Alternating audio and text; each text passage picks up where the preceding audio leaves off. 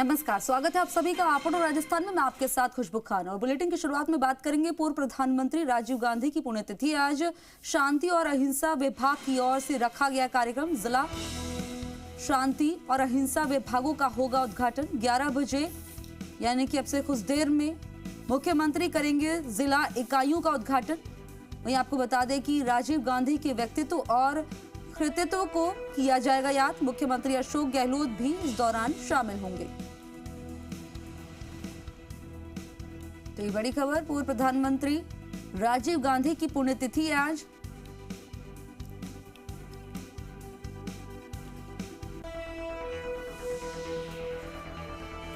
प्रदेश में पीटेट परीक्षा का आयोजन आज हो रहा है। प्रदेश भर में पीटेट की परीक्षा आयोजित हो रही है। कुल 5,21,366 अभ्यर्थी भाग्य आजमा रहे हैं। वहीं कुल 1494 केंद्रों पर पीटेट परीक्षा का आयोजन हो रहा है। बता दें कि सुबह 9 बजे परीक्षा केंद्रों पर अभ्यर्थी परीक्षा केंद्र पर पहुंचे और त्रिस्तरीय सुरक्षा जांच के बाद परीक्षार्थियों को प्रवेश दिया गया। परीक्षा केंद्र पर प्रवेश के दौरान सभी परीक्षार्थियों को अपने मूल आईडी कार्ड के साथ ही मूल पहचान पत्र को भी अनिवार्य किया गया, जिसे देखकर ही प्रवेश दिया गया। वहीं 11 बजे से 2 बजे तक होगा परीक्षा का आयोजन। वहीं आपको बता दें कि बीकानेर में 16,000 अभ्यर्थी परीक्षा दे रहे हैं।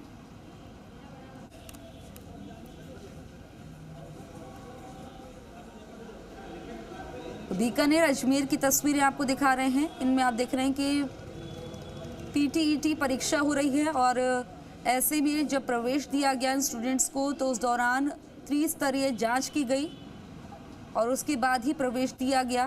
5,21,366 अभ्यर्थी शामिल हुए हैं। तो वहीं 1494 केंद्रों पर पीटीईटी की परीक्षा का आयोजन हो रहा है। 11 से 2 बजे के बीच में ये परीक्षा हो रही है।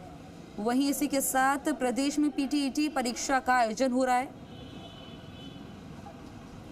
तो तस्वीरें आपको दिखा रहे हैं कड़ी सुरक्षा के बीच में और इसी के साथ पारदर्शी तरीके से पेपर संपन्न हो, इसको देखते हुए त्रिस्तरीय जांच की गई, उसी के बाद प्रवेश दिया गया।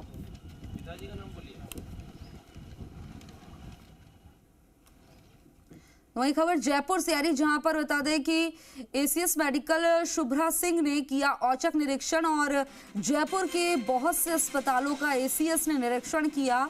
सुबह आमिर सैटेलाइट हॉस्पिटल पहुंची, अस्पताल की व्यवस्थाओं का निरीक्षण किया।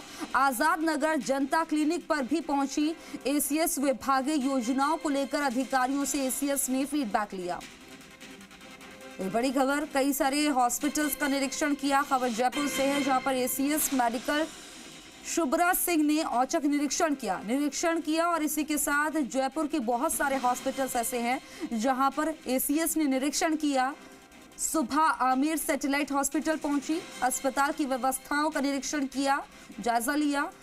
आजाद नगर जनता क्लिनिक भी पहुंची एसीएस और विभागीय योजनाओं को लेकर अधिकारियों से एसीएस ने फीडबैक लिया।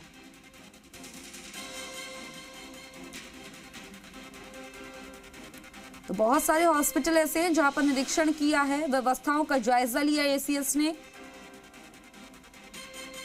खबर जयपुर से है, जहां पर एसीएस मेडिकल शुभ्रा सिंह ने निरीक्षण किया। जयपुर के बहुत सारे हॉस्पिटल्स का एसीएस ने निरीक्षण किया। वहीं बता दें कि बीजेपी की 2 दिवसीय कार्य समिति नागौर जिले के लाडनू में संपन्न हुई और पहले दिन शुक्रवार को प्रदेश पदाधिकारियों की बैठक हुई और शनिवार को प्रदेश कार्य समिति की बैठक हुई। कार्य समिति में कुल 3 सत्र हुए। प्रथम स्तर में प्रधानमंत्री नरेंद्र मोदी के 9 साल पूरे होने पर उनकी योजनाओं को गांव-गांव, ढांडी-ढांडी तक पहुंचाने पर चर्चा की गई और इसके लिए बीजेपी की ओर से 30 मई से 30 जून तक 1 महीने का महा जनसंपर्क अभियान शुरू करने पर विचार किया गया। इस दौरान प्रदेश अध्यक्ष सीपी जोशी ने कहा कि कभी भारत विश्व की तरफ देखता था और आज स्थितियां बदली हैं और विश्व भारत की ओर देख रहा है। वही राजनीतिक प्रस्ताव सत्र नेता प्रतिपक्ष राजेंद्र राठौड़ ने पेश किया। प्रस्ताव का अनुमोदन उपनेता प्रतिपक्ष सतीश पुनिया, सांसद कनकमल कटारा और पूर्व मंत्री प्रभुलाल सैनी, निर्मल कुमावत ने किया। कार्यक्रम में सीपी जोशी, गजेंद्र सिंह शेखावत, अर्जुन राम मेघवाल भी शामिल हुए।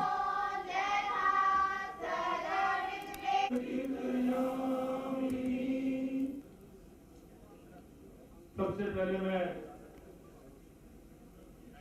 लाडनू में भारतीय जनता पार्टी की प्रदेश कार्य समिति की बैठक है। जहां तक चुनाव का विषय है, निश्चित रूप से 2023 में चुनाव है विधानसभा के, 2024 में चुनाव है, आम चुनाव है, और 23 में भी भाजपा राजस्थान में जीतेगी और 24 में भी पूरे देश में भाजपा चुनाव जीतेगी और नरेंद्र मोदी जी हमारे प्रधानमंत्री बनेंगे। पार्टी पूरे तरीके से तैयार है, न केवल 23 के लिए, 24 के लिए भी। और कांग्रेस का जो दावा है, कांग्रेस की जो उनकी अपनी कल्पना है, वो हवाई है। अशोक गहलोत जी के उनके दावे में कोई दम नहीं है। भारतीय जनता पार्टी धरातल पर मजबूत है, लोगों की पसंद है। जब अवसर मिला गवर्नेंस दी। मोदी जी के नाम और काम में ताकत है। कार्यकर्ता पूरा परिश्रम करेंगे और यहाँ की कार्य समिति में पूरी रणनीति पर विचार होगा। 2023 में भारतीय जनता पार्टी अच्छे बहुमत से राजस्थान में सरकार बनाएगी। बूंदी में सरकारी चिकित्सक के साथ हनी ट्रैप के मामले में कार्रवाई हुई और कोतवाली पुलिस ने महिला समेत दंपति को हिरासत में लिया है। आरोपियों ने डॉक्टर से 1 लाख रुपए की मांग की थी और कोतवाल सहदेव मीणा के मुताबिक कभी भी गिरफ्तारी हो सकती है। आरोप है कि महिला लगातार ब्लैकमेल कर रुपए वसूल रही थी। आपको बता दें कि डॉक्टर बूंदी चिकित्सालय में कार्यरत हैं और अब तक उससे करीब 6 लाख रुपए वसूले जा चुके हैं।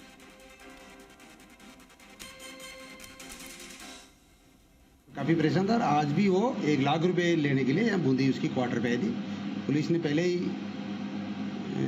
इस संबंध में FIR दर्ज कर रखी थी और ये 1 लाख रुपए लेने आई, जहाँ इसको हालांकि पुलिस की मतलब इसको थोड़ी शंका हो गई थी, तो एक क्वार्टर के अंदर नहीं घुसे और 1 लाख रुपए ये लेते, उससे पहले ही पुलिस ने इनको दर्द दबोचा।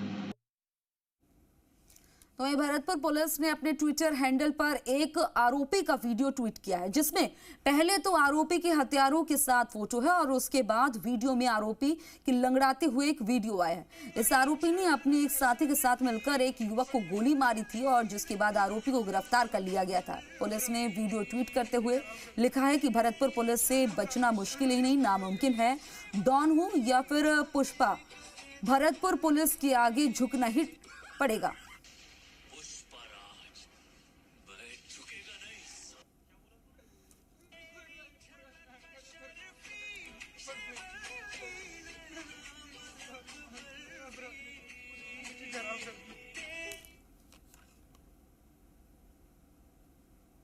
और अब खबर किशनगढ़ से, जहां पर गांधीनगर थाना क्षेत्र के राष्ट्रीय राजमार्ग स्थित होटल पर फायरिंग करने वाले बदमाश को पुलिस ने गिरफ्तार कर लिया है। होटल संचालक पर फायरिंग का आरोपी यूपी के इटावा का रहने वाला है। CO सिटी मनीष शर्मा ने बताया कि आरोपी जितेंद्र प्रजापत अपने अन्य साथियों के साथ होटल पहुंचा था, जहां किसी बात को लेकर साथियों के साथ विवाद हो गया था और इसी बात को लेकर होटल संचालक मनोज मेघवंशी ने आरोपी को बाहर जाकर बात करने की बात कही तो आरोपी उत्तेजित हो गया और उसने देसी कट्टे से मनोज पर फायर कर दिया, जिससे मनोज के कंधे में गोली लग गई थी। तो होटल संचालक जो था मनोज मेघवंशी, उस पे एक व्यक्ति जितेंद्र प्रजापत ने फायर कर दिया था। तो मनोज मेघवंशी को तुरंत अस्पताल पहुंचाया गया, उसको प्राथमिक उपचार दिलाया गया और वो भी उसका उपचार चल रहा है। जो था जितेंद्र प्रजापत, उसको हमने गिरफ्तार किया है और इसके संबंध में पूरी जांच हम कर रहे हैं। महंत नरेशपुरी महाराज मेहंदीपुर बालाजी मंदिर पहुंचे। इस दौरान लोगों ने उनका भव्य स्वागत किया। स्वागत में पलक पावड़े बिछाए।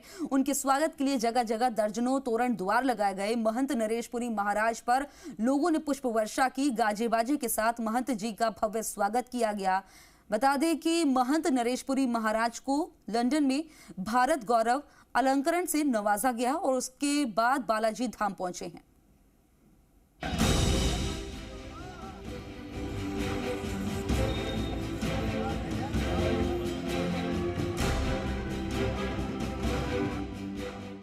ब्रिटिश पार्लियामेंट में भारत गौरव सम्मान व संत शिरोमणि सम्मान मिलने के बाद विश्व प्रसिद्ध धार्मिक स्थल मेहंदीपुर बालाजी मंदिर के महंत नरेशपुरी महाराज पहली बार मेहंदीपुर धाम पहुंचे, जहां उनका भव्य स्वागत किया गया। महंत नरेशपुरी जी महाराज का काफिला जयपुर से लेकर बालाजी धाम तक जिस रास्ते से गुजरा, वहां हर जगह पर उनका भव्य स्वागत हुआ। लोगों ने गाजे बाजे के साथ आतिशबाजी करते हुए महंत नरेशपुरी जी महाराज का पुष्प वर्षा व बड़ी बड़ी मालाएं पहनाकर जोरदार स्वागत किया। महंत नरेशपुरी महाराज ने सीताराम भगवान, राधा कृष्ण, स्वयंभू बालाजी, भैरव बाबा के दर्शन कर जन कल्याण की कामना की। ईश्वर चाहे हनुमान जी के रूप में हो चाहे किसी और रूप में हो, जीव कल्याण के लिए ही जगह जगह जन्म लेते हैं।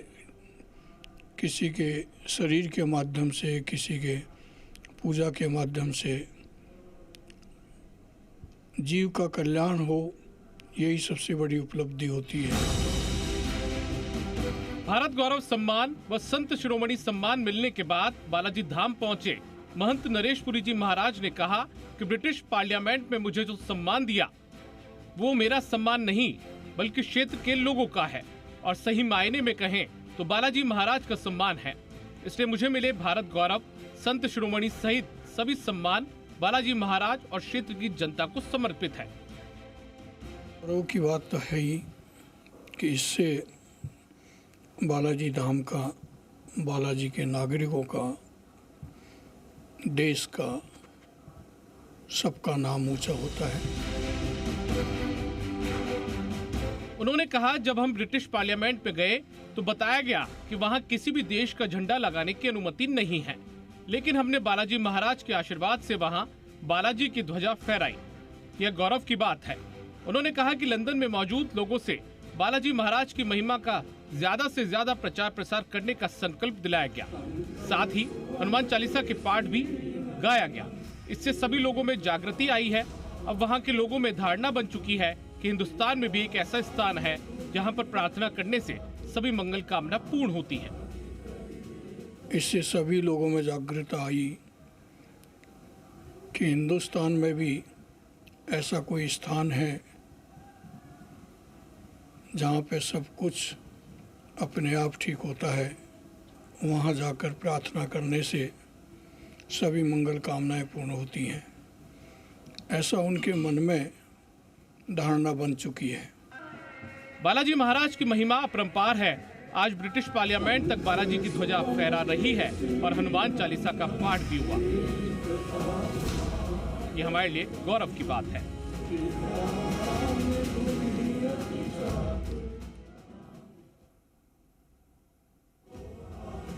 लक्ष्मी अवतार। उदयपुर के जयसमंद झील में एक व्यक्ति का शव मिला है और सूचना मिलने पर जयसमंद चौकी प्रभारी एएसआई महेंद्र सिंह मौके पर पहुंचे और पुलिस ने गोताखोरों की सहायता से शव को झील से बाहर निकाला। पुलिस ने शव की तलाशी ली तो उसमें एक रोडवेज बस का टिकट और अंचाल समाज के शोभा यात्रा की रसीद मिली। इसके अलावा अन्य कोई दस्तावेज नहीं होने से मृतक की शिनाख्त नहीं हो पाई। पुलिस ने शव को झाड़ौल चिकित्सालय की मोर्चरी में रखवा दिया है। शव की शिनाख्त के प्रयास शुरू कर दिए गए हैं। वहीं व्यक्ति ने आत्महत्या की या वह हादसे का शिकार हुआ, इसका खुलासा शव की शिनाख्त के बाद ही हो पाएगा।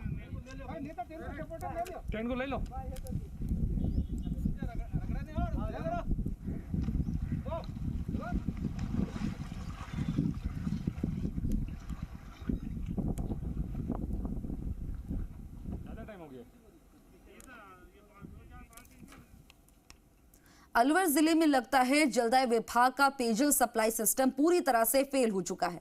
अफसर नेताओं ने हाथ खड़े कर दिए हैं और जनता को मई जून की भीषण गर्मी में प्यासी मरने के लिए छोड़ दिया गया है। पेयजल आपूर्ति के नाम पर जलदाय विभाग अलवर शहर में प्रति व्यक्ति प्रतिदिन 45 लीटर पानी भी बमुश्किल से दे पा रहा है।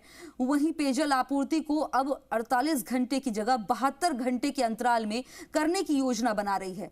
जलदाय विभाग के आंकड़ों के अनुसार वर्तमान में अलवर शहर की आबादी लगभग 4,15,000 है। अलवर शहर की जलापूर्ति पूरी तरह से भूजल पर आधारित है।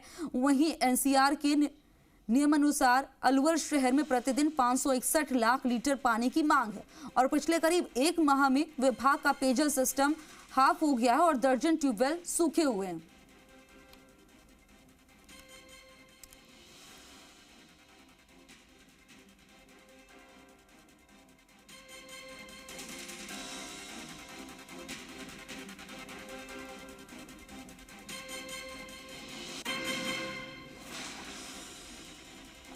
एक तो मई जून की गर्मी, ऊपर से आप देख रहे हैं कि किस तरह की परेशानियों का अब लोगों को सामना करना पड़ रहा है। पानी की वजह से कितनी परेशानी हो रही होगी।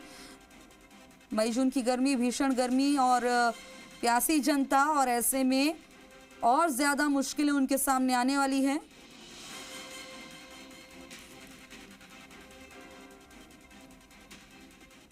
चूरू के बिदासर इलाके में इन दिनों चोरों ने आतंक मचा रखा है, जिसके कारण आमजन परेशान है और लोगों में डर का माहौल व्याप्त है। ग्रामीण रात को जागते हुए अपने स्तर पर कई गांवों में पहरा दे रहे हैं। जानकारी के अनुसार पिछले 15 से 20 दिनों से बिदासर उपखंड क्षेत्र और आसपास के गांवों में हो रही चोरी की घटना के चलते आमजन भयभीत हो रहे हैं। पुलिस ने भी ग्रामीणों को सचेत रहते पुलिस का सहयोग करने की बात कही है और कहा है कि कोई भी संदिग्ध व्यक्ति लगे तो हमें सूचना दें। लेकिन इन दिनों काफी गांवों में चोरी होने के बाद भी अभी तक चोरों का कोई सुराग हाथ नहीं लगा है। और इसी के साथ इस बुलेटिन में इतना ही। मुझे इजाजत दीजिए। नमस्कार।